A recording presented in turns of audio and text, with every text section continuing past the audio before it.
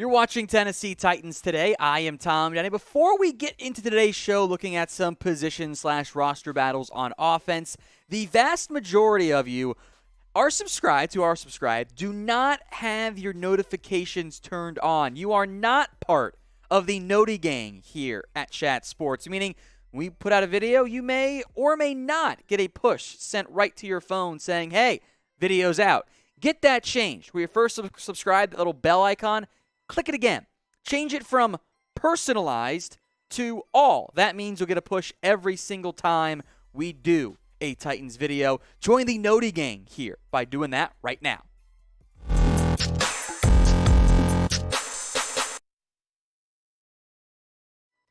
Today's video is a look at some Titans roster/position battles as focused on the offensive side of the ball only. Some starting positions, some depth positions, all focused on the offensive side. No particular order, but we will begin with wide receiver number 3. Obviously, Robert Woods, Treylon Burks are your top two guys. That is not really up for debate.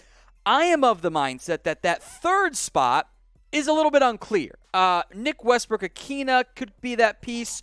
I think in an ideal world, Dez Fitzpatrick emerges and takes over for it. Racey McMath is probably going to be a depth receiver. We'll get to the depth side of receiver later on in today's show.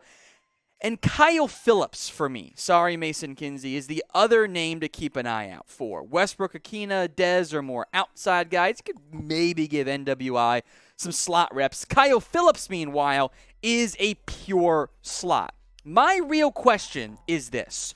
Where does Treylon Burks play early on in his career, specifically when Tennessee goes to 3 wide receiver sets? He played a lot of slot receiver at Arkansas. I think early on in his career, it makes sense to utilize him as a slot. Now, when you go 2 receivers, it's fine to have Woods and Burks out there, but when you go 3, is Burks in the slot? Is he outside? Because the answer to that question, I think, will answer who the true wide receiver 3 is. I think NWI is the favorite, because if I were in charge of the Titans offense, I would put Burks in the slot. Third downs, where you struggled last year, relatively speaking, he could step up and be a perfect third down target. He should be a third down target for you. Plus, we know A.J. Brown has played plenty of slot receiver in the past. So NWI is the more experienced of the guys on this list, more production, and he outproduced Julio Jones last year, which is that's a disappointing conversation for our time. Dez Fitzpatrick was the highest drafted of these 3 guys, a 4th-round pick, but it's a practice squatter in year 1 in kind of a shocking fashion there. Kyle Phillips, of course, his production is college-based. That's why it's so cool, or so impressive, I should say. He's a slot only. If Burks is an outside guy, that could make room for Phillips to emerge as a slot receiver sooner than expected. I think long-term, it's Burks on the outside, Phillips man in the slot. But for this year, pick your wide receiver 3. NWI for Nick Westbrook-Ikhine, DF for Dez Fitzpatrick, or KP for Kyle Phillips. This is going to be the pinned comments on today's video. So if the ad break comes on YouTube, that is actually perfect timing. While the ad plays, head down to the pinned comment and pick your receiver 3. The real starting position that I see truly open, most open, I guess, is at left guard. A 2-man race. Jamarco Jones and Aaron Brewer. And almost a 50-50 race at this point. Jones and Brewer have had different paths to their NFL career, but overall have played a similar amount of snaps. 660 for Aaron Brewer, 672 for Jamarco Jones. Now, the sacks allowed clearly favor Jamarco. Hits, well, actually clearly favors Aaron Brewer, and the overall hurries and pressures allowed also favor Aaron Brewer. But when he gets beat, he tends to get beat bad. Also worth mentioning that Jamarco Jones bounced around the offensive line. He could play almost every spot except center, which I find valuable. And I think Aaron Brewer can be a great interior backup offensive lineman. If those guys are your 6th and 7th linemen in some order, I feel good about that depth chart. If they're your 5th, or God forbid your 4th, more on that in a second, I am concerned a little bit. I do not have great faith in either. We have talked a lot about Eric Flowers in the past. I'd feel better if they added him. They have shown no interest in doing so, at least that I'm aware of at this point. So I think it is noteworthy to expect that those two guys are going to be battling hard in training camp in the preseason.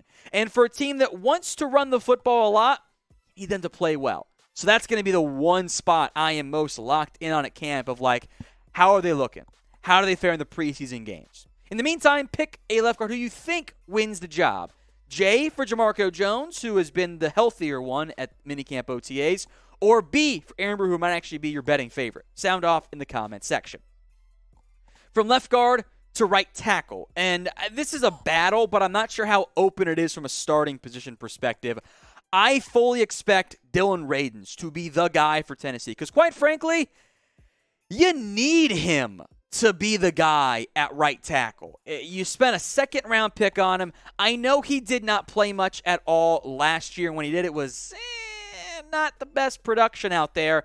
But in year 2, it's time for Radunz to emerge. It's totally fine, understandable, and frankly expected if there are some growing pains. But if he doesn't win the job, ooh, that's a red flag. Nicholas Petit-Frere, meanwhile, was a former highly touted recruiter at Ohio State, and he played left tackle for OSU in 2021. He moved from the right side previously. I think he is better on the right tackle spot than he is the left tackle spot. Now, his numbers look okay. Oh, only 2 sacks, only 2 hits. Yes, the problem is when you turn on games like the Michigan game in particular, it is not good. To be blunt, he was getting worked in that game. And when you're struggling against, not that you want to only look at, 1 game or 2 games or whatever, but when you're struggling against NFL caliber players, can't dismiss everything. That's why he was a draftable player, of course. That's why he wasn't a first rounder. You don't play well against the Aiden Hutchinsons of the world, the David Ajabos. That does not bode well for your time in the NFL. I think he needs some time. He's pretty raw. Traits are there. Could be a good swing. I don't want him starting day 1 at right tackle. So I'm hoping it's Dillon Radunz, but I want to hear from you. Who do you think will win the job? R for Dillon Radunz or F for Nicholas Petit-Frere? Let's go to the depth wide receiver spot now, where this is more of a roster battle in terms of making it. Robert Woods, Burks, NWI, and I honestly think Racey McMath are roster locks. McMath in large part due to just the special teams value. That leaves Kyle Phillips, who I think will make it. There's punt return value there. That's 5 with NWI. That leaves Dez Fitzpatrick, Josh Malone, Mason Kinsey, others all fighting for a spot.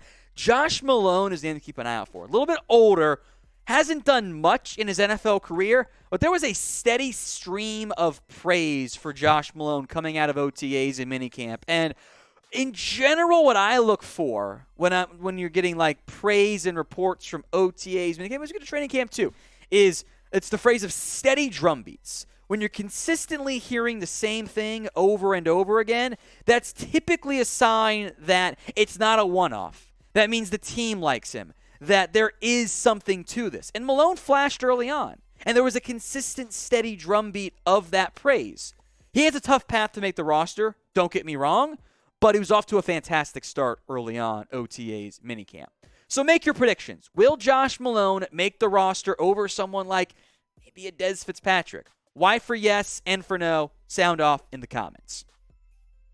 Let's go to tight end 2. Obviously, Austin Hooper is going to be the starter this year, but that second spot is very much up for grabs. Geoff Swaim was kind of the de facto one last year through just not having any good play overall at that position. It was very funny how things kind of went down at the position after losing Jonnu Smith. It was supposed to be the breakout year at long last. There'd been some hype that was continuously building and buzzing, and it just never quite emerged in the end. Swaim was the de facto tight end 1 for this team, and it didn't really go that well. Anthony Ferkser, sorry I didn't mention his name. Anthony Ferkser was, the hype was there, and then, well, we know how that went. Later on in the draft this year, the Titans took Chig Okonkwo, who I am very intrigued by because he gives me vibes of a Delaney Walker. And background information here, I do all of my pre-draft notes pre-draft. So all my scouting stuff, all that, I do in advance. direct line from my notes, and it's always funny to me when teams take similar players, is H-back I think is his fit, Delanie Walker athletic comp. You guys know him very well. It's funny how that tends to happen, how players who played for one team, their comps get taken by the same team, right? Okonkwo is the future at tight end. Maybe not this year, maybe not even next year, but I think the athletic upside is really appealing for Okonkwo, and maybe the route they go is Swaim's your blocker, and Okonkwo is your flex piece you use in sparing situations, and by the end of the year, Okonkwo emerges as the true backup. But who do you think is tight end 2 in week 1? S for Geoff Swaim, O for Chig Okonkwo. Let me know right now in the comment section. Finally, it's backup quarterback. And this is Logan Woodside versus Malik Willis. And this is, in the end, going to come down to how advanced Malik Willis is. It is not an accident that in a league that will often carry 4 quarterbacks, you can look at all the depth charts across all the NFL teams, and the majority of them have 4 quarterbacks on the roster, or at least approaching it. It's over half of the league, or actually about half exactly, has 4 quarterbacks. And the teams that don't have a young QB who they want to give reps to. So Titans preseason games are actually going to be more watchable than ever because Malik Willis is going to be out there in the third and fourth quarters almost every game. He is going to get so many reps in an effort to speed up the developmental process. And if that process is sped up, maybe Tennessee makes Woodside quarterback 3, or maybe they only carry 2. But they're only carrying 2 if Willis is the 2, because everyone needs to have patience with Malik Willis. The athletic traits, the arm strength, the mobility are obviously tantalizing. That doesn't mean, however, that you're locked and loaded and ready to be a franchise guy. You need time and patience. Do not rush Malik Willis. Expect growing pains. Expect splashy plays on one and then just like, dude, what are you doing? The guy was open, throw it, because he's not ready yet to do all the pre-snap, post-snap, general stuff that these top-end quarterbacks are asked to do. It's a lot. Playing quarterback, shit's not easy. It is hard. I mean, you can watch any film study that happens and take a look at how long it takes the film reviewer to dissect one play. And then remember, the quarterback's doing that in 3 seconds. That's the difference. So pick a quarterback 2. LW for Logan Woodside or MW for Malik Willis. Who wins that job? Let me know in the comments. Now, on our July 11th video, we asked you guys to join the nerdy game. The first 5 that did got a shout-out. Here they are, a.k.a. Bofa. Bofa what? It's these nuts. TVT is second. Corey Davis is at the receiver. People are talking. Taverst White and Big MKS. Appreciate you guys joining the Nerdy Gang here at Titans today. Our goal is 5,000 subs by training camp. A very long way to go. But if you join the Nerdy Gang, we'll give you guys more shout-outs in the future.